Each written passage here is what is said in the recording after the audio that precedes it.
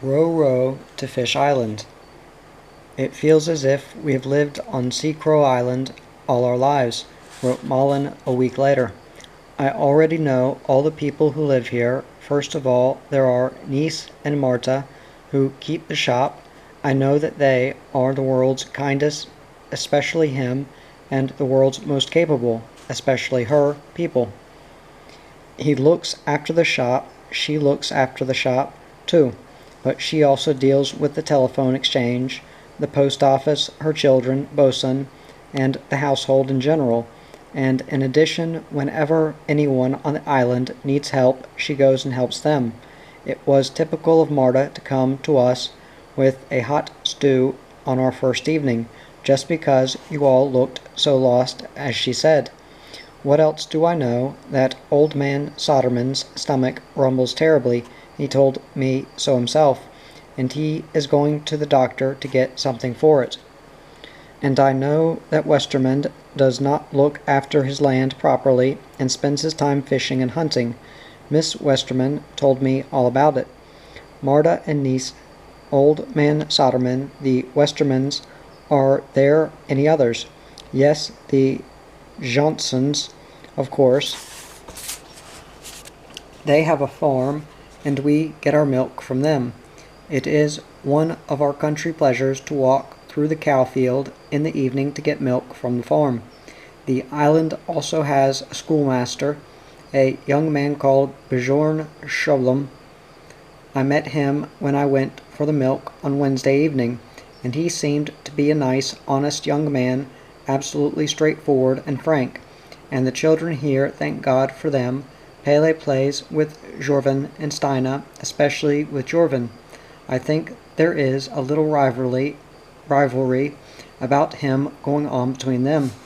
Something on the lines of, I saw him first, but Jorvin has taken him over completely, I expect. Anything else would be impossible.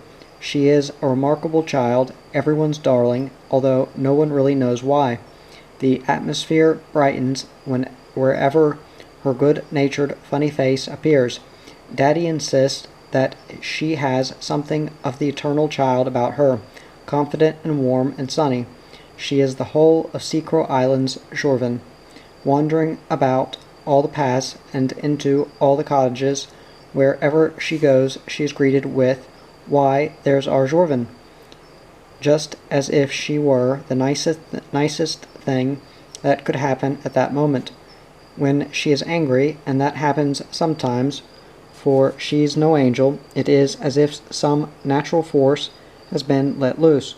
And then there's thunder and lightning, no mistake, but it soon passes. Stina is a quite different type, a funny, cute little child with a remarkable toothless charm. I can't think how she managed it, but she has knocked out all her front teeth at the same time, and it gives her a wild, picturesque look when she laughs. She is the island's greatest storyteller, fantastically persistent. Even Daddy, who's fond of all children and likes to talk to them, has already become a little wary of Stina, and often makes a slight detour when he sees her coming, although he denies it. On the contrary, he said the other day, "It's one of the best things I know when Stina comes and tells me stories, because it's such a relief when she finishes." Johann and Nicholas lead a happy and contented existence with Teddy and Freddie, who are a pair of little Amazons, although they are very charming. I don't see much of my brothers nowadays, especially when it comes to washing up. I just hear in passing that we're going out fishing, we're going swimming, we are going to build a hut, we're going to make a raft, or we're going to the island to lay nets. This last is what they are doing this evening. Tomorrow they'll be going out to take them up, they tell me, at 5 o'clock, if they ever manage to wake up that early. They did. They woke at 5 o'clock, dressed quickly, and ran down to the Gronkfist jetty, where Teddy and Freddie were waiting with their boat. Bosun had woken up early, too. He stood there on the jetty, looking reproachfully at Teddy and Freddie. Were they really going out to sea without taking him with them? "Oh well, come on," said Freddie. "Where should a bosun be if not in a boat? But you know Jorvin will be furious when she wakes up." It seemed as if Bosun hesitated for a moment when he heard Jorvin's name, but only for a moment. Then he jumped softly down into the boat, which shuddered under his great weight. Freddie patted him. "Perhaps you think you'll get home before Jorvin wakes up, but you're wrong there, little Bosun." Then she took the oars and began to row. "Dogs can't reason like that," said Johann. "Bosun doesn't think anything at all. He just jumped into the boat because he saw you and Teddy in it." Both Teddy and Freddie declared that Bosun could think and feel like a human being. "But better," said Teddy. "I bet there's never been an unkind thought in that dog's skull," she said, and caressed the giant head. "What about this skull then?" asked Johann, and gave Teddy's blond head a tap. "It's chock full of terrible thoughts sometimes," Teddy confessed. "Freddie's kinder. She's much more like Bosun." They had to row for almost an hour to reach Fish Island, and they passed the time talking about the thoughts inside their various skulls. "Now, Nicholas, what do you think about when you see something like this, for example?"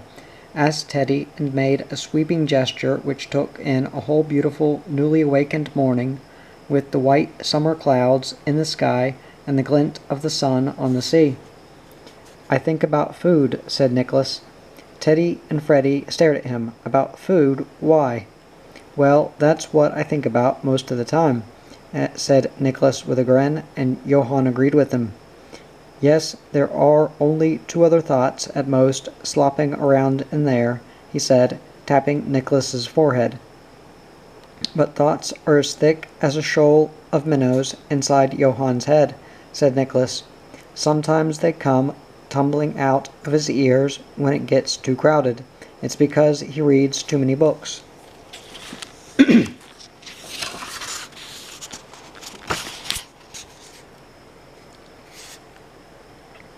"I do too," said Freddie. "Thoughts may suddenly come bursting out of my head as well. I wonder how it will feel. I think different thoughts when I am Theodora from when I am Teddy," said Teddy. Johann looked at her in surprise. "Theodora? Why, didn't you know? My real name's Theodora, and Freddie's is Frederica." "That was Daddy's idiotic suggestion," declared Freddie. "Mummy turned it into Teddy and Freddie. My Theodora thoughts are like a dream. They are so lovely," said Teddy. "When they come to me, I write poems and decide to go to Africa to work among the lepers, or perhaps to be an astronaut or the first woman on the moon or something like that." Nicholas looked at Freddie, who was working hard at the oars. "And what are your Frederica thoughts, then?" "Don't have any," said Freddie. "I'm Freddie all the time, but my Freddie thoughts are fairly sound. Would you like to hear the latest?" Johann and Nicholas were curious. Of course they wanted to hear the latest Freddie thought. "It's this," said Freddie. "Can't either of those lazy boys row a boat?" Johann quickly relieved her of the oars, but he was a little anxious as to how he would get along. He and Nicholas had rowed in the evenings in the old boat belonging to Carpenter's cottage.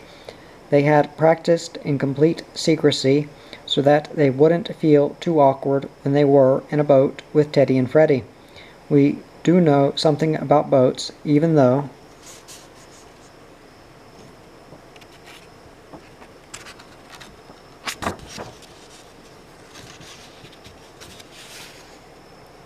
we aren't island dwellers.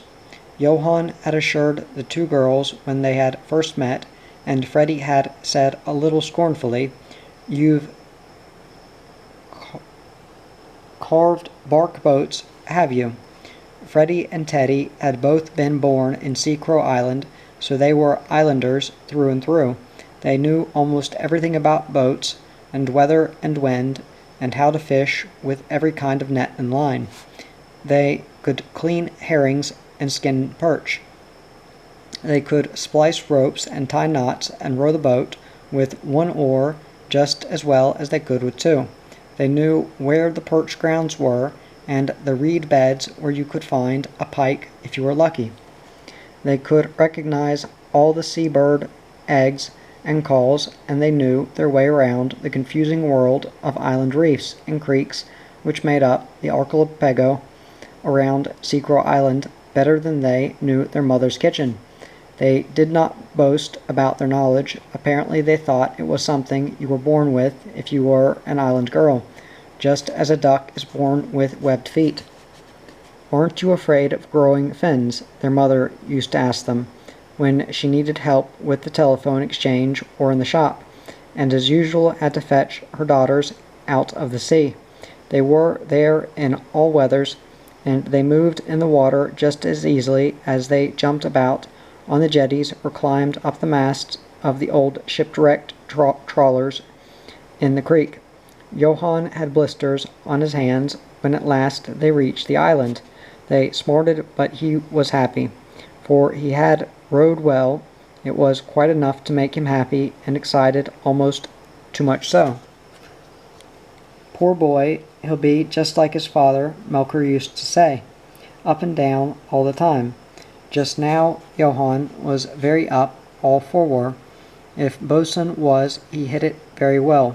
He wore the same melancholy look as always, but perhaps he was happy somewhere deep down in his dog's soul, as he lay comfortably on the warm rock with his back against the gray, sun-warmed wall of an old boathouse. From where he lay he could see the children in the boat taking up the nets. They shrieked and shouted so much that bosun became anxious. Were they in danger and needing help? It sounded as if they were, and bosun could not possibly know that they were simply shrieking with delight over their catch. "Ate perch," said Nicholas. "Malin won't like this. She said that she wanted to have perch with mustard sauce for supper tonight, but not for a whole week." Johann grew more and more excited. "Oh, wonderful!" he shrieked. "Who can possibly say that fishing for perch isn't fun?" "Only the perch," said Freddie quietly. For a short moment Johann was sorry for the perch, and he knew someone who would have been even sorrier for them if he had been there. "It's lucky we haven't got Pele with us," said Johann. "He wouldn't have liked all this."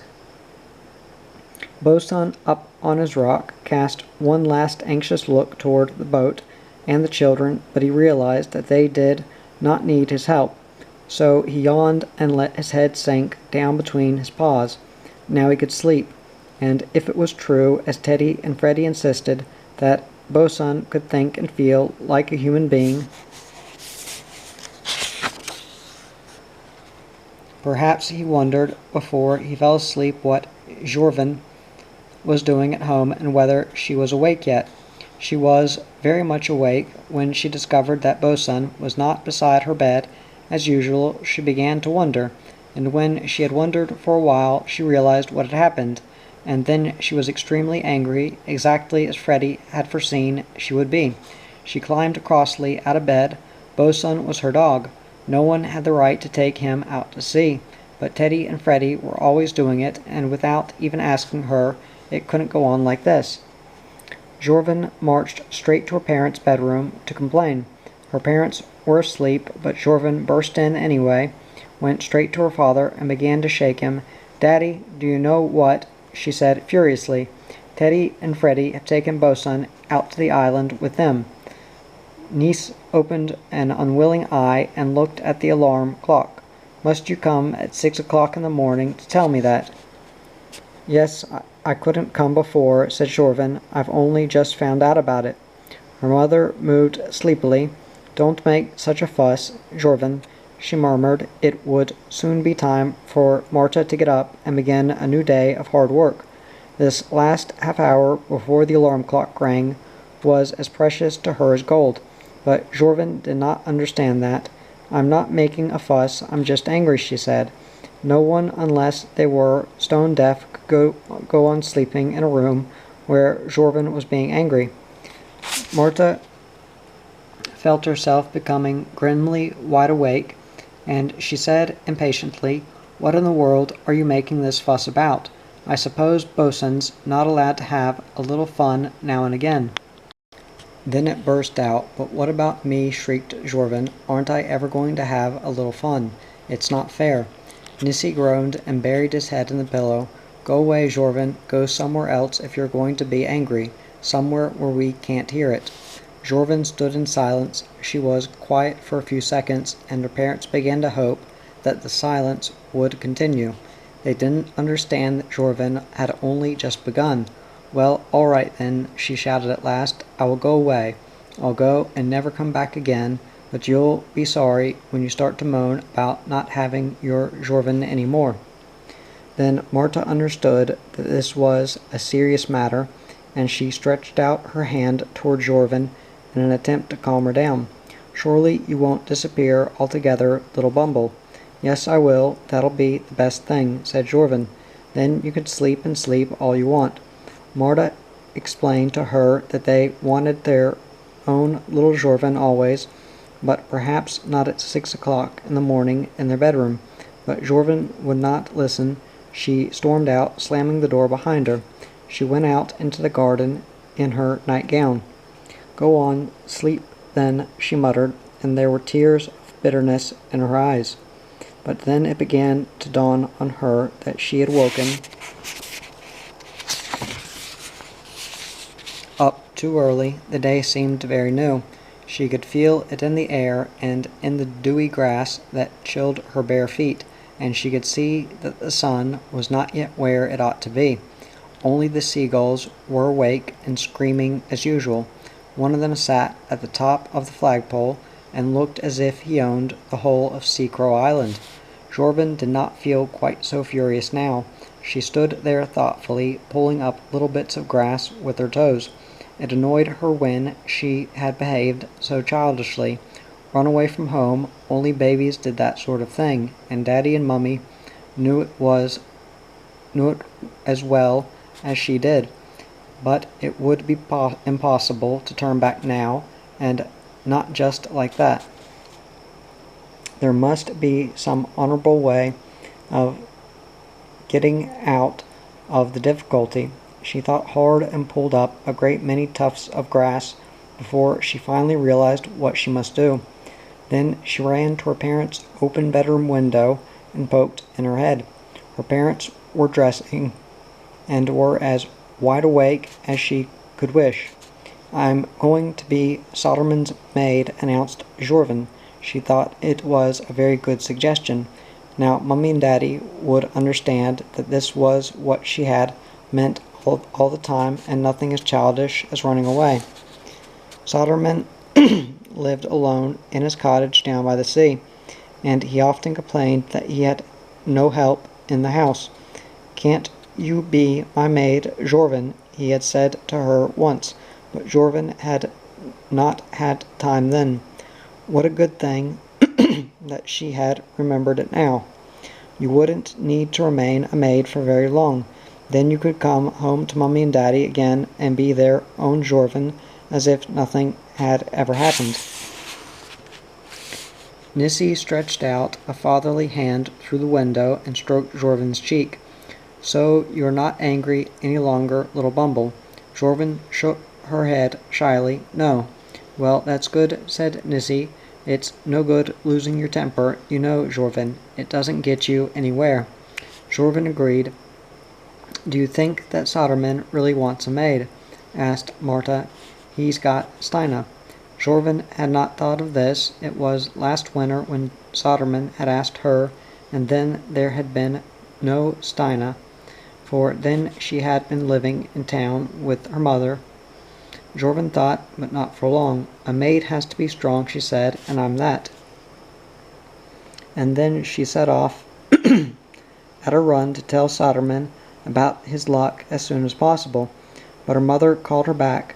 "Maids can't go to work in their nightgowns," she said, and Jorvin understood that. Soderman was behind his cottage, sorting his nets, when Jorvin at last appeared. "They have to be strong, tra-la-la," she sang. "Fantastically strong, tra-la-la." She interrupted herself when she saw Soderman. "Soderman, do you know what?" said Jorvin. "Guess who's going to wash up for you today?" Before he had had time to guess, a head popped out of the open window behind him. "I am," said Stina. "No," Jorvin answered her. "You're not strong enough." It took quite a long time to convince Stina of this, but at last she had to give in. Jorvin had a very hazy idea of the duties of a maid. Such a being had never set foot on Seacrow Island as yet, but she believed that they must be strong, iron-hard people, something like the icebreakers, which came when the ice had to be broken up for the boat in winter. She began to wash up with just about the same sort of strength in Soderman's kitchen. "You have to break something," she assured Stina, as Stina exclaimed when a couple of plates fell to the ground. Jorvin emptied a liberal supply of soap into the basin so that everything became one glorious mass of froth. She washed up energetically and sang so loudly that her voice traveled as far as Soderman, while Stina, with a sour face, sat on a chair, watching. She was the lady of the house, Jorvin had declared. "They do not need to be so strong, not so fantastically strong, at any rate," sang Jorvin. Then she suddenly announced, "I'm going to make pancakes too." "How do you do that?" Stina wondered. You just stir and stir," said Jorvin. She had finished the washing up, and she quickly emptied the basin out of the window. But underneath the window, Matilda, Soderman's cat, lay sunning herself. She jumped up with a terrified yowl and rushed through the kitchen door, enveloped in a cloud of froth. "You shouldn't wash cats," said Stina sternly. "It was an accident," said Jorvin, "but if you do wash them, you have to dry them too." She took the dish towel, and they both began to dry Matilda and calm her. It was clear that Matilda thought she was being shamefully treated because she yowled angrily now and again, and afterward she went off to sleep. "Where's the flour?" asked Jorvin, when she finally got around to thinking about her pancakes again. "Get it out." Stina obediently climbed up on a chair and pulled out the flour tin from the cupboard. It was difficult because she had to stretch to reach it, and it was heavy. And really, Jorvin was right. Stina was not strong enough. "Help, I'm dropping it," she shrieked. The flour tin tipped in her weak hands so that most of the flour showered on Matilda, who had just fallen asleep on the floor below. "Looks like a different cat," said Jorvin, amazed. Normally Matilda was black, but the animal that now flew shrieking out the door was as white as a ghost, and its eyes were wild. "She'll frighten the life out of every cat on the whole of Seacrow Island," said Jorvin. "Poor Matilda, she's really having a bad day." The raven Hop-ashore Charlie was shrieking in his cage. It sounded as if he was laughing at Matilda's misfortunes. Stina opened the cage and let the raven out. "I'm teaching him to speak," she said to Jorvin. "I'm going to teach him to say, 'Go to blazes.'" "Why?" said Jorvin. "Because Pele's grandmother can say it," said Stina, "and her parrot can too." Then they saw someone standing in the doorway, and it was none other than Pele himself. "What are you doing?" he asked. "Making pancakes," said Jorvin, "but Matilda has run away with almost all the flour, so I don't think we can do much." Pele came in. He felt at home in Soderman's cottage, as all children did. It was the smallest cottage on the island, only a kitchen and a little bedroom, but there were so many things to look at, not only Hop-ashore Charlie, although for Pele he was the most important, but a stuffed eider duck and a couple of bundles of old comics and a strange picture of people in black clothes driving coffins on sleighs over the ice. cholera is raging, said the caption underneath, and the solderman had a bottle with a whole sailing ship inside it. Pele never tired of looking at it, and Steina never tired of showing it to him. How did they get the boat into the bottle? Pele wondered. There you see, said Steina. Your grandma can't do that. No, because it's one of the most difficult things to do, said Jorvin. Look at me, she added.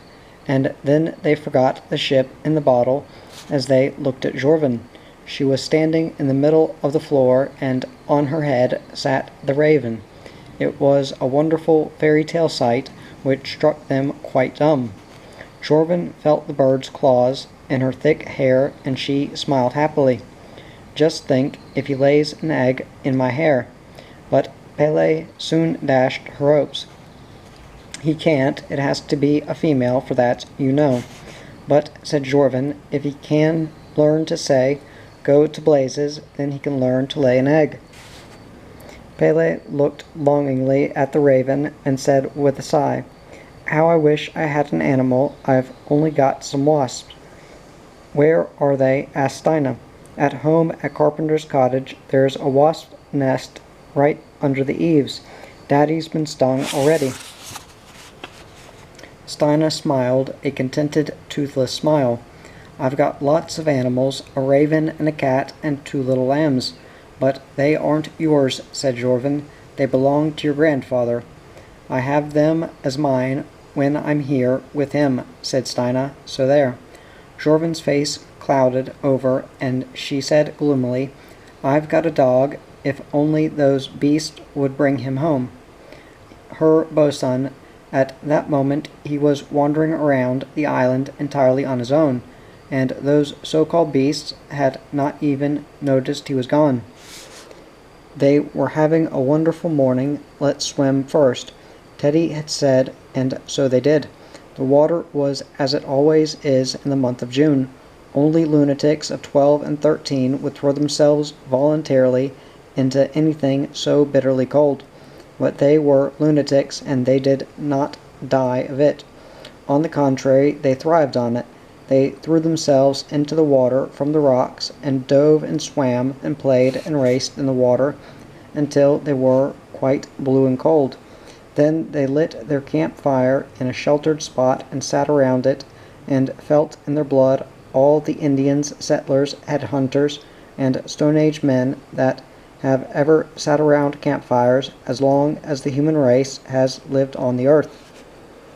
They were fishers and hunters now, living the free life of the wild country, and they grilled their prey over the glowing ashes, while sea mews and seagulls shrieked above them and tried to tell them that all fish on the island were really theirs. But the trespassers stayed there regardless, eating their delicious fish and making the most appalling noise. Crack, crack, they croaked like cormorants.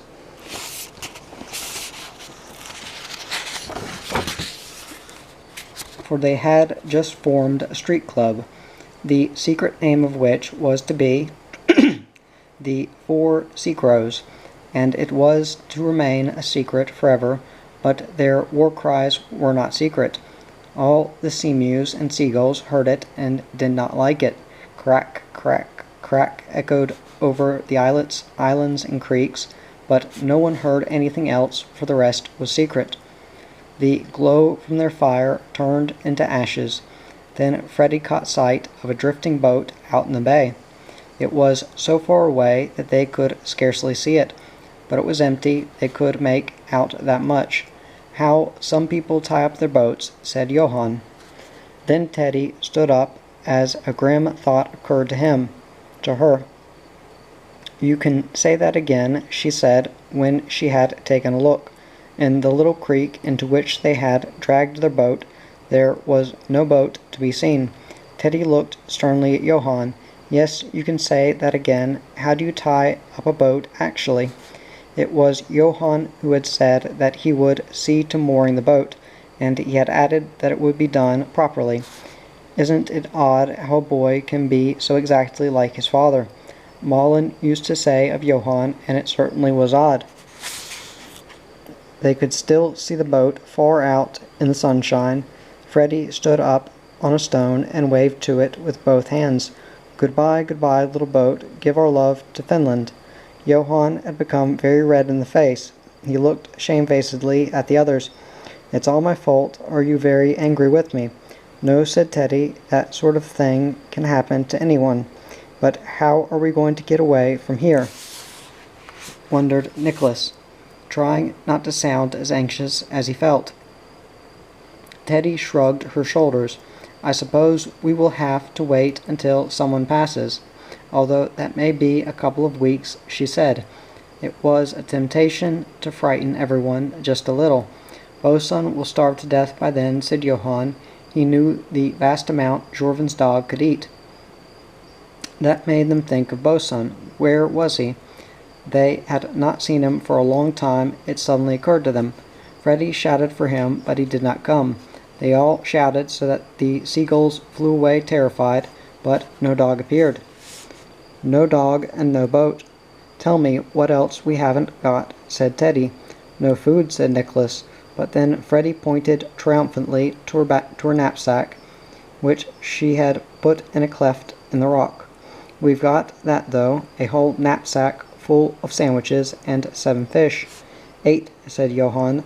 "No," Freddie reminded him, "we've eaten 1. "No, there are 8, said Johann. "You can count me in. The biggest silly fish in the whole archipelago." They all stood there not knowing what to do next. Something of the glamour of the day began to fade, and now they began to long to get home. "Besides," said Teddy, and she suddenly looked anxious, "besides, I think there's a mist coming up out there." But at that very moment they heard the friendly dunk-dunk-dunk of a motorboat out on the sea, very faint at first, but getting stronger and stronger. "Look, it's Bjorn's boat," said Freddie, and both she and Teddy began to jump and shriek like wild things. "And look, he's towing our boat." "Who's Bjorn?" asked Nicholas, while they waited, watching the motorboat come nearer and nearer. Teddy waved to the man in the boat. He was a sunburned young man with a pleasant, rugged appearance. He looked like a fisherman, because the boat he had was the type that real fishermen used. "Hi, Bjorn," shrieked Teddy. "You've come at just the right time. He's our schoolmaster," she explained to Nicholas. "Do you call him Bjorn?" said Johann in surprise. "That's his name," Teddy assured him. "We're friends with him, of course." The boat slowed and came in toward the rock on which the children stood. "Here's your old boat," yelled Bjorn, and threw the line to Teddy. "Just how do you tie up these days?" Teddy laughed in lots of different ways. "Oh, is that so?" said Bjorn. "Well, I don't think you should use this last way again. You can't be sure I'll always come along to pick up all your lost things." Then he added, "Get off home immediately. There's a fog coming up, and you'll have to hurry if you want to get home before it."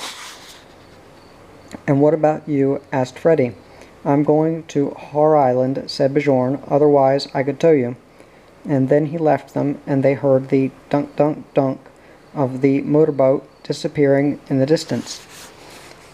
If Bosun had been there, they would have set off immediately, and then Melker would not have needed the tranquilizers that evening. But life consists of great and small events, and they hang together as closely as peas in a pod, and one single little fish can cause a great deal of bother, forcing grown men like Melker to take tranquilizers. It was not so small, that little fish. It was a tough old fish weighing about 2 pounds, with which Bosun, on his wanderings round the island, had become acquainted. The acquaintanceship consisted of glaring at each other for just over an hour. Bosun on a rock on the shore, the fish in shallow water close by. Bosun had never before met such a glance as he got now from those cold fish eyes, and he could not drag himself away from it. And the fish looked as if it was thinking, "Don't go on staring, you big idiot. You'll never frighten me. I'll stay here as long as I like." But many precious moments were wasted with that fish. It was a long time before dog and children and fish and nets and bathing suits and knapsacks were at last collected into the boat. Meanwhile the fog rolled closer and closer. Huge formless banks of fog came in from the sea, and the children were not far from their island before they sat wrapped in fog as if in a damp grey woolly blanket. "It's like a dream," said Johann. "Not the sort of dream I like," said Nicholas. Somewhere far away they heard the tooting of a foghorn. Otherwise all was silent. Whether Nicholas liked it or not, it was as silent as a dream. Lost in the fog. At home on Seacrow Island the sun was still shining and Melker was painting garden furniture. The furniture had once been white, but now the paint was peeling and gray. How unfair, he complained to Malin. It ought to be fixed up immediately. And, after all, nowadays painting was so easy. No need to mess with brushes and paint. You only needed a handy little spray, and besides it was so quick, he added. "You think so?" said Malin. On their arrival she asked niece Grönqvist at the shop to refuse to sell Melker various things he might ask for, but which he ought not to be allowed to have. No scythe, no axe, no crowbar, she had said. "Crowbar," said niece, laughing. "Surely he can't do himself any harm with a crowbar." "You wouldn't say that if you had lived with him for almost 19 years, Malin replied. "Oh well, give him a crowbar if he wants it, but be sure you have plenty of first-aid kits in the shop, that's all." However, she had forgotten to say anything about paint sprays, so Melker stood there now, happily spraying a garden chair. Jorvin had given up her job as solderman's maid after 2 hours of long and faithful service. Now she, Pele, and Steina were crowding around Melker. Painting in that way looked like fun. All three would have loved to help him with it. "No," said Melker, "this is my toy. It's my turn to enjoy myself for once." "Are you a spray painter, Uncle Melker?" asked Jorvin. Melker let a cascade of white flow over the chair. "No, I'm not, but a handyman must be able to deal with anything." "Are you a handyman then?" asked Jorvin. "Yes, he is," Pele assured her. "Yes, I am," said Melker, "a really handyman, even if I say it myself." At that very moment one of Pele's wasps arrived, and as Melker had already been stung once, he swished at it with the spray to fend it off. No one ever knew exactly how it happened. Melker's misfortunes almost always remained mysteries, but Malin in the kitchen heard shrieks and rushed to the window. She saw Melker standing with his eyes shut and his face completely covered with paint. Handyman that he was, he had spray-painted himself, and his face was white all over. Like Matilda, thought Jorvin, and had a good laugh to herself, but Pele cried. In fact, there was not much the matter with Melker, as he had had enough foresight to protect his eyes by quickly shutting them, and he kept them shut as he staggered toward the kitchen door to get Malin to help. He felt around with his hands and stuck out his face as far as he could, partly so that the color would not drip down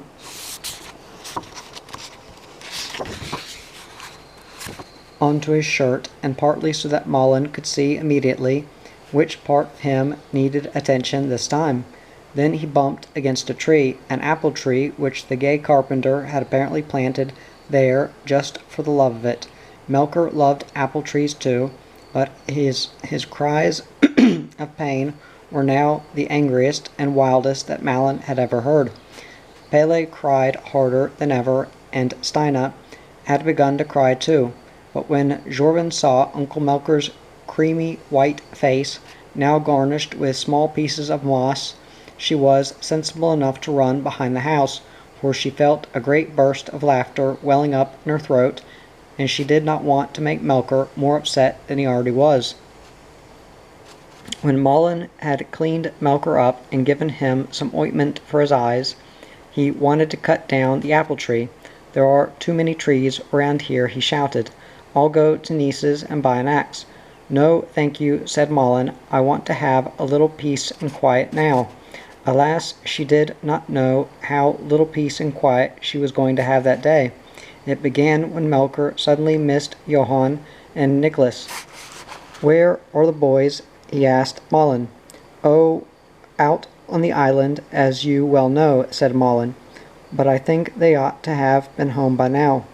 Jorvin heard this and pursed her lips angrily. "I think so too. Stupid Teddy and Freddy, they ought to have been home with Bosun before now. Before I suppose it's difficult for them because of the fog." Melcher had decided to wait a few days before going on with his painting. Now he stood on the steps of Carpenter's cottage, blinking in the sun. In spite of the ointment, he felt as if his eyes were full of gravel. "What nonsense is that about fog?" he said to Jorvin. "The sun is shining so brilliantly it's making my eyes smart." "Here, yes," said Jorvin, but beyond Little Ash Island there's a fog as thick as porridge." "Yes, Grandpa says so too." Stina informed them, and Grandpa and I know everything because we listen to the radio. It took about 2 hours before what Malin called Melcher's great quake broke out. It happened exactly as it always did.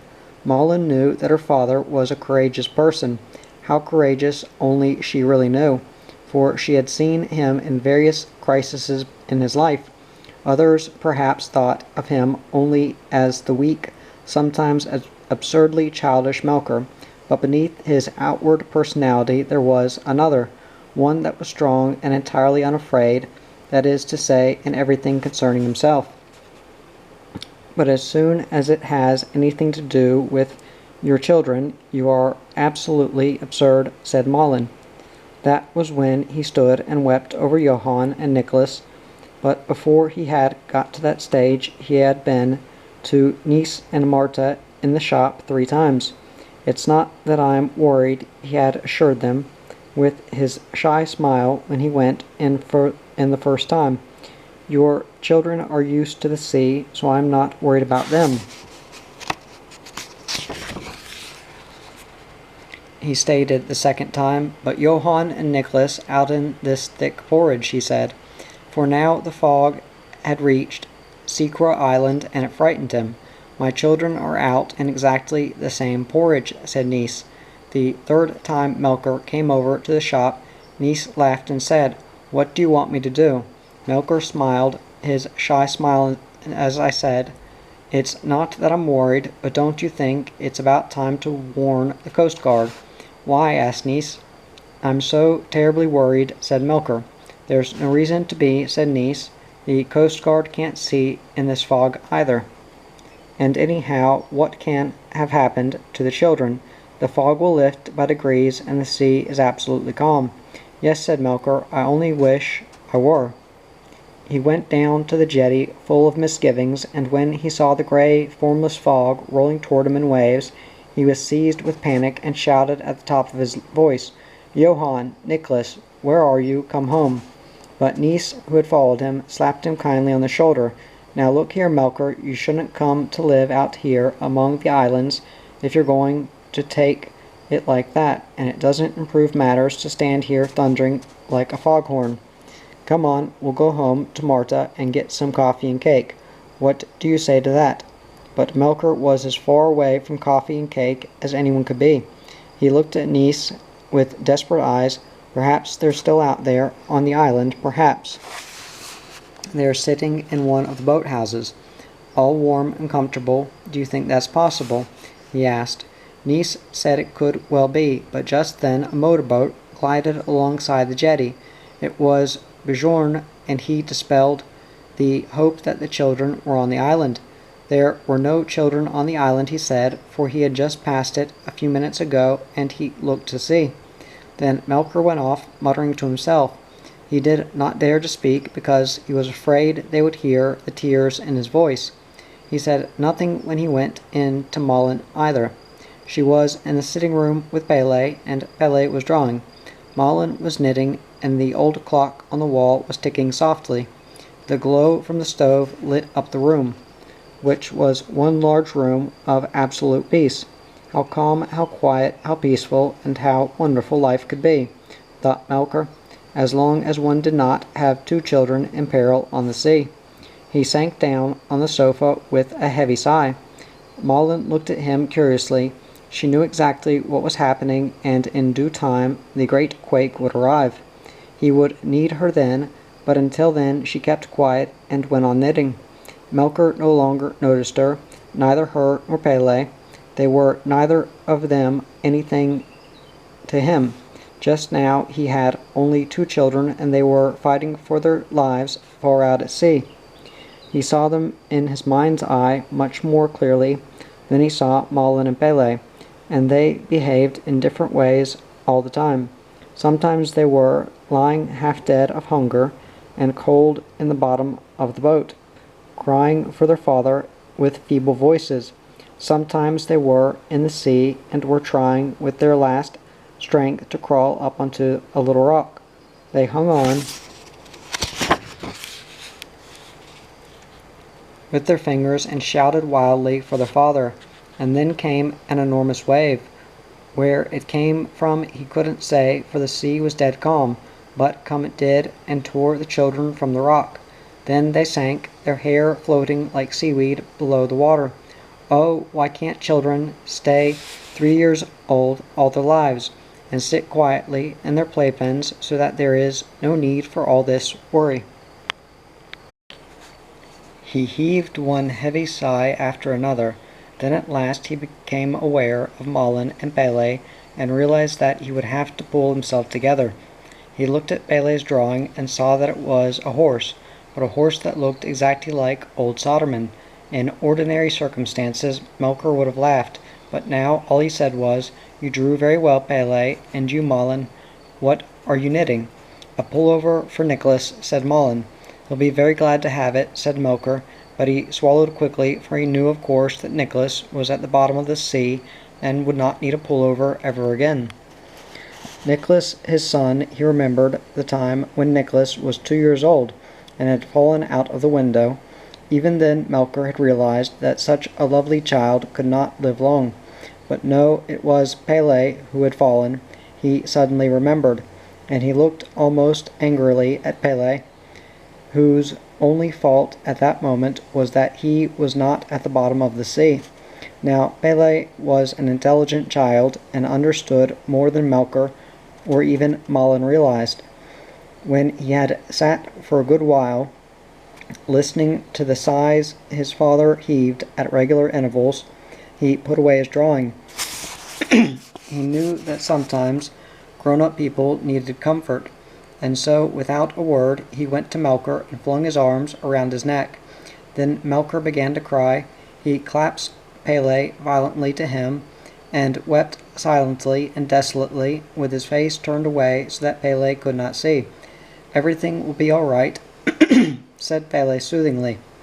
"I'm going out now to see whether the fog has lifted a bit." It had not, rather the opposite. But Pele found a stone down on the shore, a little brown stone which was absolutely round and smooth.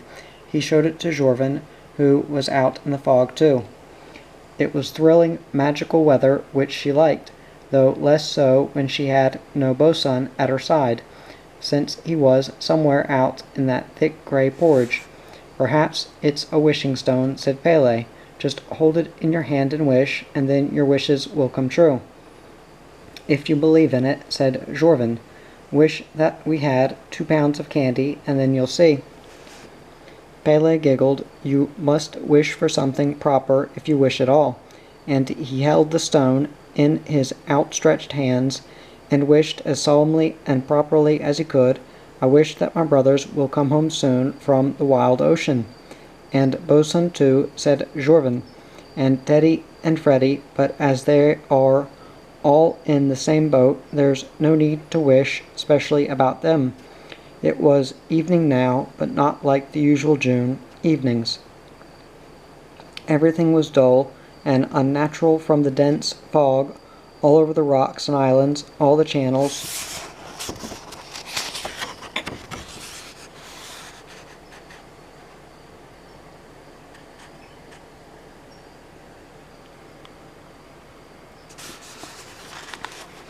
and all the boats. which were creeping along slowly, sounding their foghorns, and there was fog over the children's little boat, which ought to have been back at its own jetty by now, but which was not. There came 3 ships a-sailing, sang Freddie. "I can't see a single one," said Teddy, resting on her oars. "I've never seen so few boats about. How long have we been rowing, do you think?" "Oh, about a week," said Johann. "That's what it feels like, anyhow. But it will be fun to get to Russia," said Nicholas. "We'll soon be there, I should think." "I should think so too," said Teddy, "considering how we've rowed. If only we'd kept a straight course, we would have passed our jetty by 2 o'clock, and had been right up in Johnson's Crow meadow by now." All 4 laughed loudly. They had laughed a great deal during the last 5 hours. They had rowed and shivered, argued a little, eaten their sandwiches, sung, shouted for help, rowed, and hated the fog and longed to get home. But still they had laughed quite a lot. It was Melker who was being shipwrecked at this moment, not the children. But now evening had come, and it was becoming more difficult to laugh. They shivered more than ever, and grew hungrier and hungrier, and saw no end to their misery. This fog was unnatural, and ordinary June mist ought to have cleared long ago. But this one was lasting, holding them in a gray, ghost-like grip, as if it could never let them go. They had taken turns at the oars to keep themselves warm, but it no longer helped, and it seemed useless to row, when they didn't know where they were going. Perhaps they were going farther and farther out into the open sea, with each stroke of the oars, and the thought frightened them. The sea was certainly calm, but if this fog, which they hated so much that they would have liked to tear it to pieces with their bare hands, were ever to lift, it would need wind, and if a strong wind blew up, and they were far out to sea in a little boat, they would certainly be nothing to laugh at. "The whole of this archipelago is absolutely littered with islands," said Freddie, "but do we bump into one of them? Don't you believe it." They longed to feel firm ground under their feet. One little island was all they wanted. There was no need for it to be particularly large, or beautiful, or at all wonderful, said Teddy. They would not mind if it were an ugly, scrubby little island as long as they could go on shore, and make a fire, and perhaps find out where they were, and get some sort of roof over their head, and perhaps someone quite extraordinarily kind would even come to meet them, bringing hot chocolate and cake. "She's going crazy," said Johann. But they enjoyed going crazy about food. They all began to imagine plates piled with steak and pork chops, and perhaps a little mushroom omelette, suggested Freddie. They were all enthusiastic about the mushroom omelette, even Bosun, it seemed, for he gave a little bark. He had said nothing the whole time, and probably disapproved of this adventure, as any wise dog would, but he lay in the bottom of the boat, silent and patient. "Poor Bosun," said Freddie, "he's hungrier than all of us. He has a much bigger tummy to be hungry with."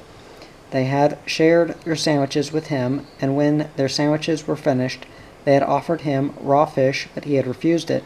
"I'm not surprised at that," said Johann. "I'd rather starve than eat raw fish." "Is there absolutely nothing left in the knapsack?" asked Teddy. "A bottle of water," said Freddie. "A bottle of water, after all their wonderful dreams of hot chocolate and steak." It seemed an incredible letdown to have nothing but a bottle of water. They sat silent and miserable for a long time. Nicholas wondered which would be worse, to freeze to death or to starve to death. Just at that moment he was finding the cold almost too much to bear. His thick jacket did not help, and he was shivering right to the marrow of his bones, when he suddenly remembered their campfire out on the island. It must have been a campfire in another life. It felt so far away now, but it reminded him of the box of matches he had in his pocket, and he fished it out. With stiff fingers he lit a match.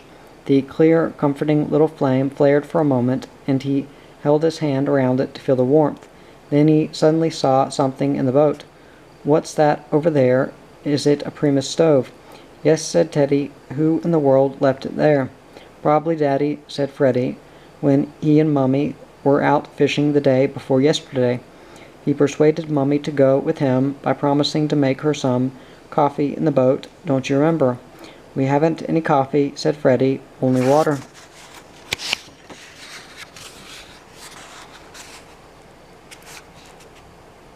Nicholas pondered. Warm water would warm them at any rate, and just now they needed warmth more than anything else. He looked around for the scoop they used to bail the water out of the boat. It was an ordinary scoop, and it could be used as a saucepan. He told the others what he thought of doing, and they looked on with interest as he lit the Primus stove and filled the scoop with water from Freddie's bottle. Johann had an idea. "We can cook our fish in this," he said. Teddy looked at him with real admiration. "Johann, you're a genius," she said. Then they got busy. They cleaned and rinsed the fish in a frantic hurry, cut them into fillets, and spent an almost happy hour cooking them in the scoop. It was a lengthy process, for there was only room enough for 4 fillets at a time, but eventually all the fish was cooked and eaten with great approval. Bosun had most of it, but they all had plenty.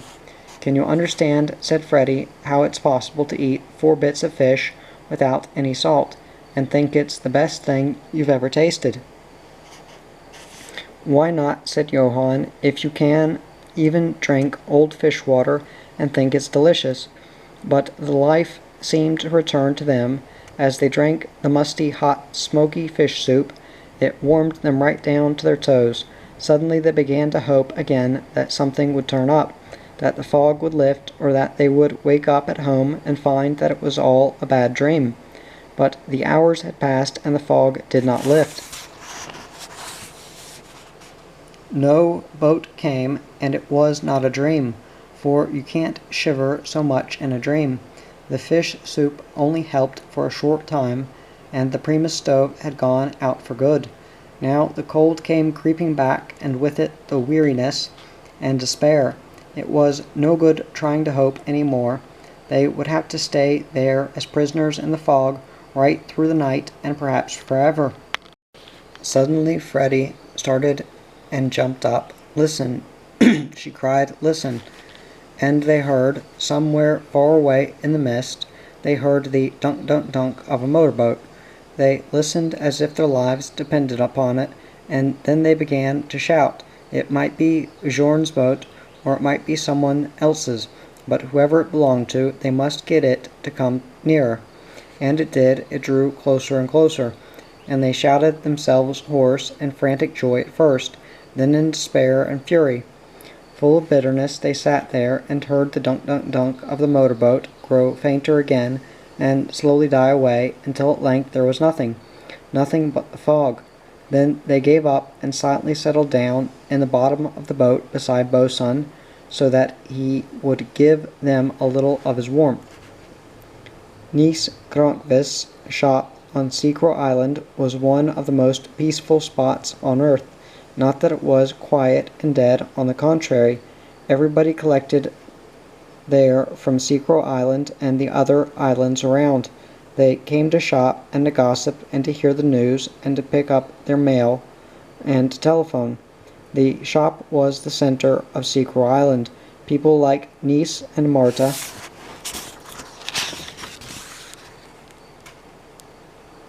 for they were gay and helpful, and it was very homey in their little shop, filled with the good smell of coffee and dried fruit and fish and various other things.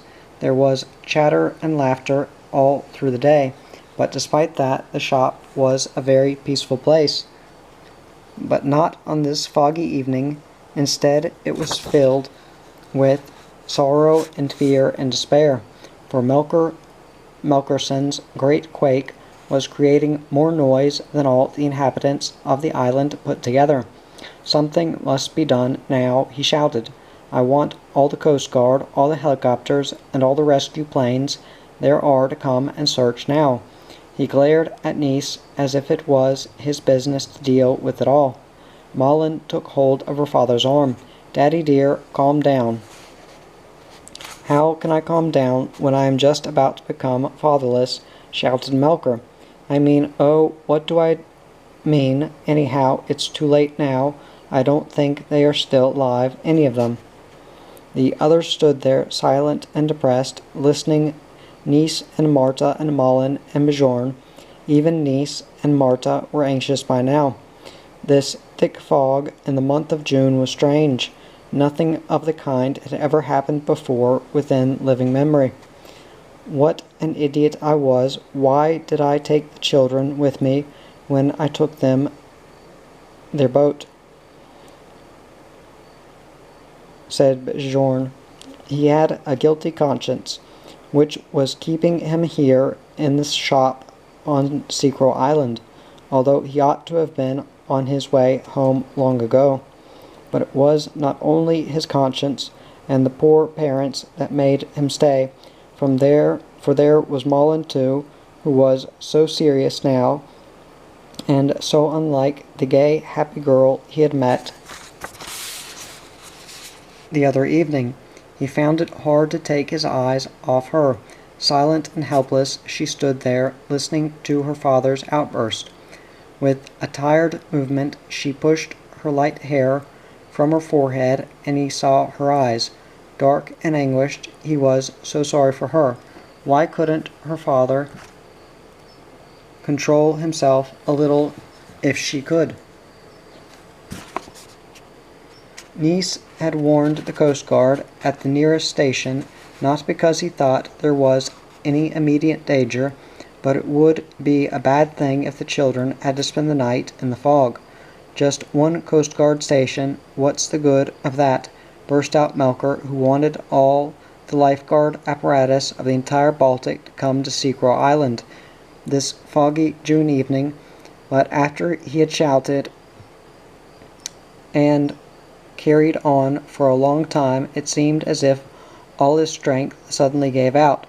He sank down on a sack of potatoes and sat there so pale and distressed that Marta was sorry for him. "Would you like a tranquilizer?" she asked kindly. "Yes, please," said Melker, "a whole jarful." He found it very difficult to take the pills, even at the best of times, and he had no faith in them. But just at this moment he was ready to try anything, if it could give him a moment's peace and quiet. Marta gave him a little white pill and a glass of water. As always, he put the pill on his tongue, took a mouthful of water, and swallowed it violently. As always, the water was down his throat, but the pill remained on his tongue. This did not surprise him, as his pills had a habit of doing this. He tried once more, but the pill still remained on his tongue. "Bitter, horrible. Take an enormous gulp," said Malin. Melker did so.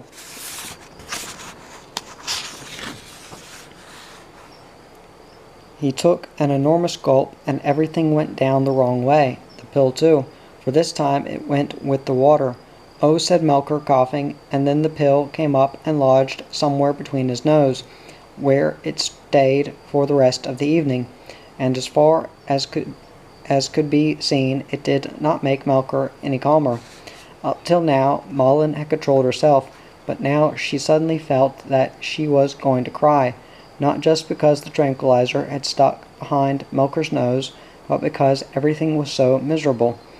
As she did not want her father to see her tears, she ran outside. She let them flow, leaning her head against the wall and crying quietly. It was there that Bjorn found her. "Is there anything I can do?" he asked sympathetically. "Yes, don't be kind to me," mumbled Malin, without looking up, "because if you are, I shall cry until there's an absolute flood." "Then I won't say anything," said Bjorn, "except that you're sweeter than ever when you cry." He was on his way home to Norsund, to the school where he taught the children from all the islands. At the top of the schoolhouse was his bachelor flat. It did not take him more than 10 minutes to get from Seacrow Island to his home, and Malin saw him disappear toward the jetty. "It will be all right tomorrow," he shouted, "I promise." Immediately afterward she heard the dunk-dunk-dunk of his motorboat out at sea. It was the very chugging sound that the children heard in their boat a few minutes later, and which disappeared so annoyingly. "Now I'm really fed up," said Johann, and crawled up from the bottom of the boat where he had been sitting, pressed close to Bosun for the past half-hour. "Are you going to jump into the sea?" asked Nicholas, his teeth chattering so that he could hardly speak. "No, I'm just going to row to the nearest jetty and put you all ashore," said Johann glumly. Freddie looked up with a face blue and cold. "Thank you, that would be fine. And just where is the nearest little jetty?" Johann clenched his teeth together. "I don't know, but I'm either going to find it or die in the attempt. I'm not going to let any old fog decide how long I've got to sit here in the middle of the sea." He began to row. The fog was still as thick as cotton wool. Oh, how he hated it! Why didn't it drift off to the North Sea, or wherever it belonged? "But I'll show you," he mumbled bitterly to the fog. He felt as if the fog were his personal enemy. He rowed 5 powerful strokes, and then the boat struck a stone. "Bang," said Teddy. "Here's the jetty." It was not a jetty, but it was land. They had been sitting for a couple of hours just 5 strokes away from land. "That's the sort of thing that's enough to drive you crazy," said Teddy. And like mad creatures they tumbled out on the shore. They shrieked and jumped about, and Bosun barked. They all went absolutely wild. How wonderful to have firm ground beneath their feet again. But what sort of firm ground was it? Was it one of those islands where people came to meet you with hot drinks, or just a deserted island where they would have to sleep under a fir tree? Teddy had said she didn't mind if it was an ugly,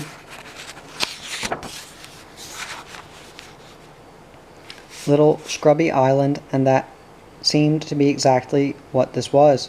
Johann walked up the shore in front of the others and began to feel that he really was the leader. This was an expedition through unexplored territory with unknown dangers at every turn. He rounded a corner before the others, and then he saw something which made him stop in his tracks. It was a roof sticking up above some trees just in front of him. The others had caught up with him, and he pointed proudly to his discovery. "There's your house, probably full of warm drinks." Then Teddy and Freddie began to laugh, wild, relieved laughter. It seemed to put an end to their horrible adventure in the fog, and Johann and Nicholas laughed too, although they did not know what they were laughing at. "I wonder what kind of house it is," said Nicholas, when they had stopped laughing at last. "Just you listen carefully, and I'll tell you," said Teddy. "It's our school." None in the Gronqvists and none of the Melkersons got to bed before 12 that night. Pele and Jorvin had gone to sleep at the usual time, but they were dragged from their beds to join the party which took place in the Gronqvist kitchen to celebrate the happy ending of this disturbing day. It had been disturbing to the very end when Bjorn landed his boat at the Gronqvist jetty and Melker saw his lost sons sitting there safe and sound and wrapped in blankets. The tears ran down his cheeks, and he took a leap to join them on board and hold them in his loving arms.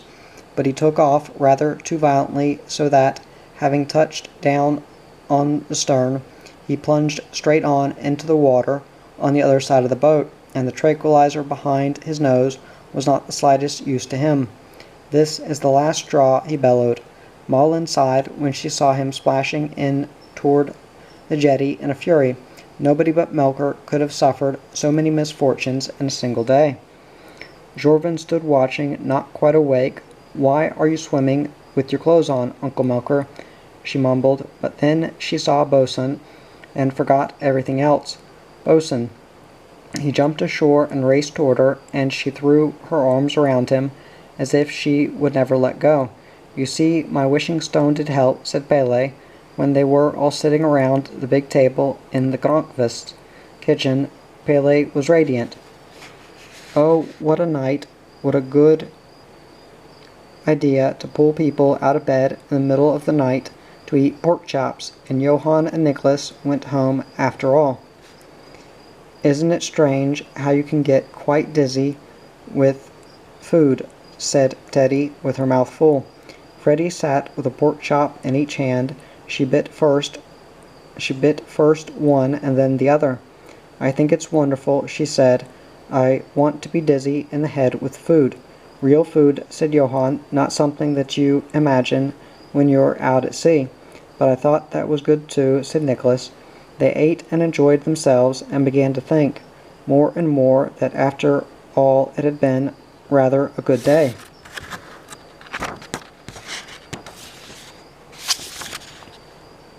"The chief thing is to take it all calmly," said Melcher, helping himself to another chop. He had changed his clothes and was dry and so happy that the air seemed to shine around him. "Is that what you say?" said Malin.